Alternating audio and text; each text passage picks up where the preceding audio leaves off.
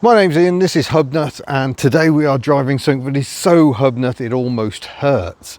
It is a 1967 Vauxhall Cresta, but it's the base model. Previously the Velox name was used to slot under the Cresta, so the Cresta was your top spec, your Velox was your lower spec. They dropped the Cresta name just as Ford had dropped the Consul with their larger cars, and so this is a base Cresta. Note it just has singular headlamps, whereas most Crestas would have had a pair for maximum intimidation. But it's a very old school car, going up against Ford's clever Mark IV Zephyr Zodiac, which had independent rear suspension and very gawky looks. This offered conventional transport, but they still didn't sell a great many. So this is a Cresta PC. We've driven the Velox PA, which had very American styling. The PB toned it down but was still a little curvy, but it's very straight lines are king here with the PC. It was the final large Vauxhall, more often seen in the plush Viscount trim level. That was absolute top spec. That even had electric windows, and that electric window system was employed on the Gilburn Invader. We tested one of those recently. Bit of a pain for Gilburn owners, but their electric windows come from such a rare car. But obviously a fully independent Vauxhall at this time. Effectively, I guess you could say it was replaced by the Carlton and Senator, which were very much Opel products in the later 70s. But these bowed out in 1972.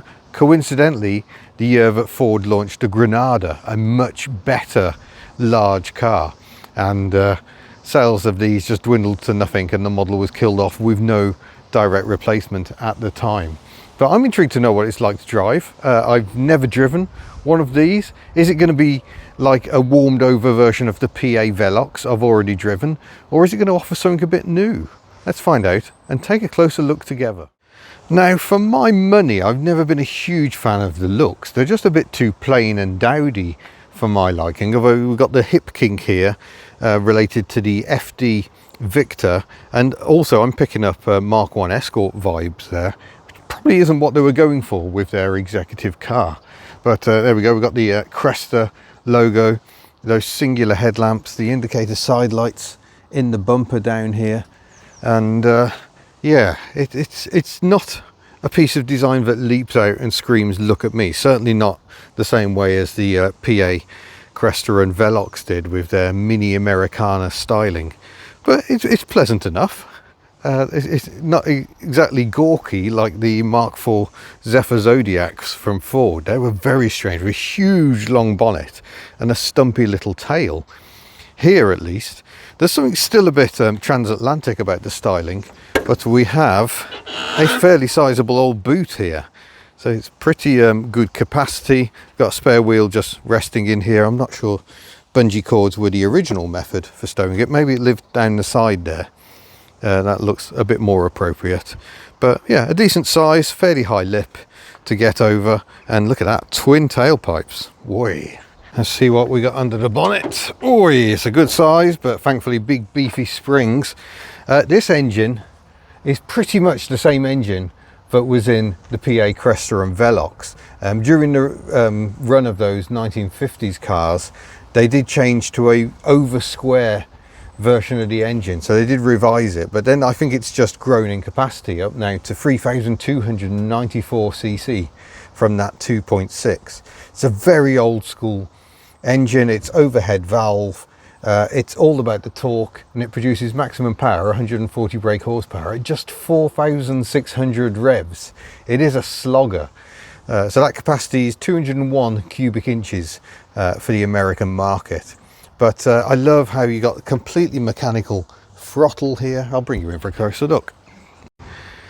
Yeah, so here is your throttle linkage. It comes up from the pedal and pulls that rod, which pulls that rod, which pulls that rod, and operates the Zenith carburetor buried here under the air filter. It's not an immaculate engine bay, it's not an immaculate car, but I quite like that. It kind of wears its years honestly. It hasn't had all the character restored out of it. And lovely Trico screen wash bottle over here. Plastics just starting to find their way into cars. and the old Vauxhall Motors England badge. Look at that. I was covering up the chassis number for privacy reasons, but yeah, there's plenty of space to work on the engine, and everything is there to get at. So good times. But it is very old school, even now, still on a dynamo rather than an alternator. Moving inside, check the door. Clang. It's a bit clangy. You've got to negotiate the handbrake, which is over here on the right hand side. Got this neat little ring, so you can't accidentally press the button. You have to get your thumb in there to release it. There's the bonnet release, light control, and indicator stalk, and that's about it. It's very, very minimalist in here, although I've just noticed you do get an armrest. Oh, I might leave that down for a bit of comfort.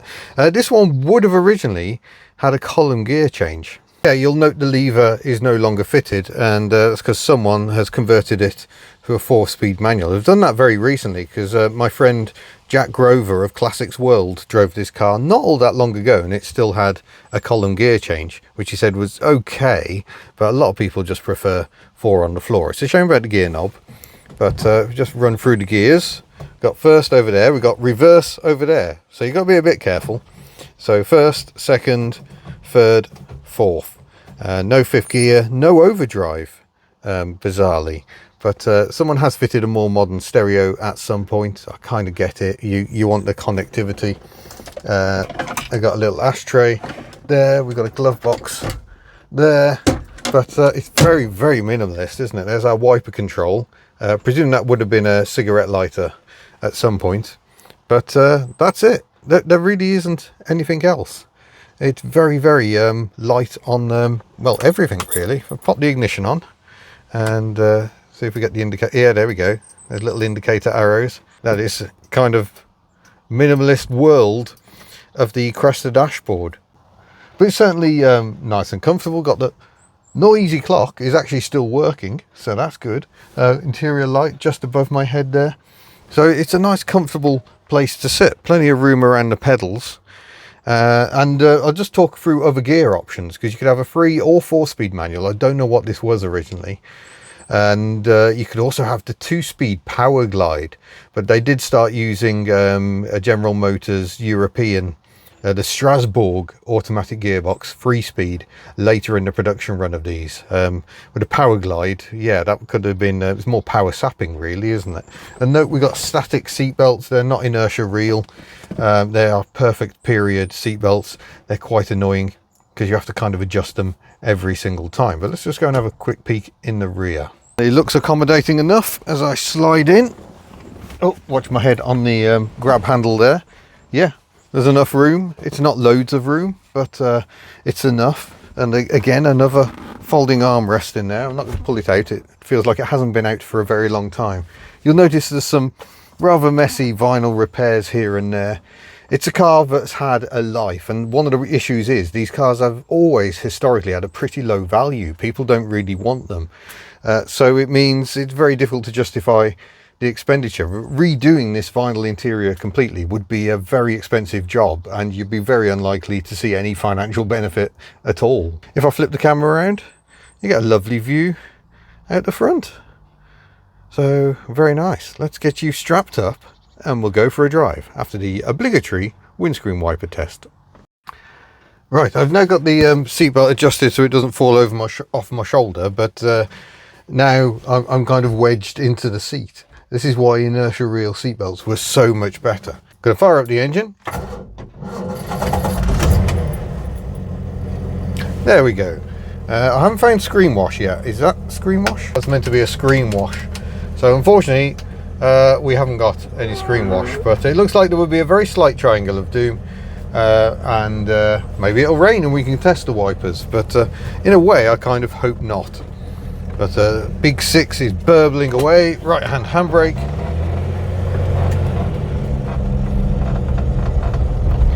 And it all feels very, very old school, and I must say it does feel a lot like that much earlier PA Cresta Velox I drove. Obviously the look of everything in here is more modern, but the soundtrack is near identical. Indicators right.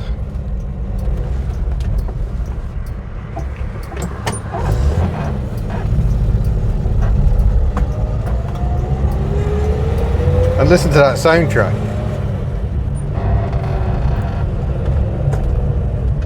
It's a very old school noise in terms of the engine, in terms of the transmission.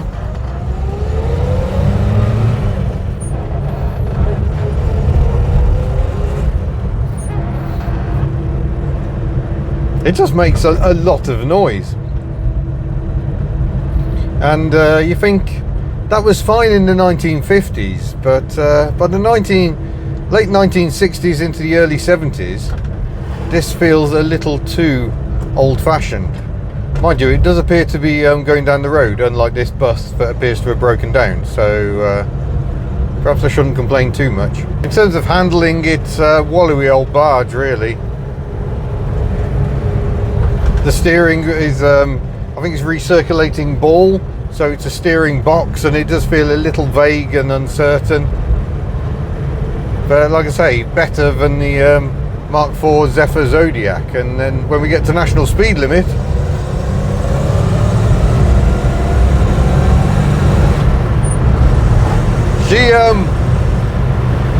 the sheer torque on offer gets you down the road nicely. It's about 185 pound-feet of torque, so which I think is getting on for 250 Newton meters. It's quite a lot of grunt, and it's all produced very low down in the rev range. The Zephyr Zodiac had a 3-litre V6 that produced almost as much torque, but at 3,500 revs, so quite a bit higher up. So I'll close the window for a little less wind noise, but obviously you get plenty of wind and road noise. It's just all part of the experience.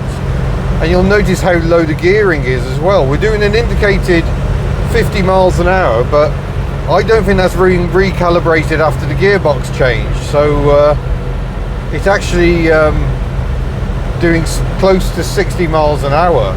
It is under geared, really, but that's kind of just how they were.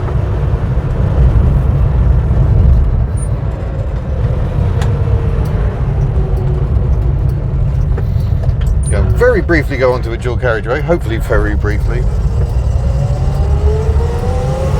Yeah, it doesn't notice hills. We're going up a particularly steep hill now, and it's just the torque to get you moving.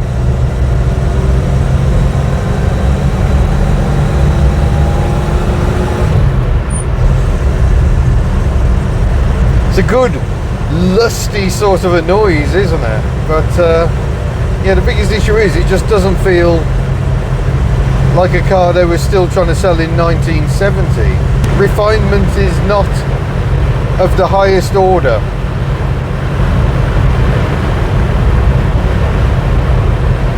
So with that in mind, I think we'll get off the faster roads. No shortage of mirrors, I've got 4 of them. In we go, body rolling. Yeah, body control is not all that good, but I don't need to go down to second because there's so much torque here in 3rd gear. It is not a car for chucking down a twisty road, unfortunately, which is a shame because we appear to be on one. The brakes work quite well, actually. Disc drum setup, and seems to haul itself down very nicely indeed. And the ride comfort's pretty good as well, the front suspension especially. I think we've got a live axle on coils at the back, the front independent, and it absorbs bumps very well.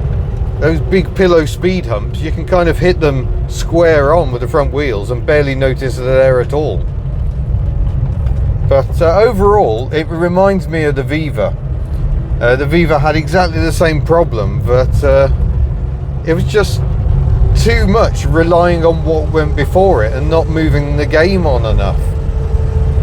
So cars that were good when they came out were just a bit lacking by the time the 1970s rolled around. Vauxhall just didn't seem to have an answer. But yeah, it just bimbles around. A minimum of fuss. It's a very charming classic car. It's a reminder that what wasn't brilliant when it was new can still be very enjoyable today, because you're not hammering it down country roads. You're not trying to use it as daily transport. So yeah, the classic ownership experience is very different. I'm going to hold back because that is chucking dust everywhere.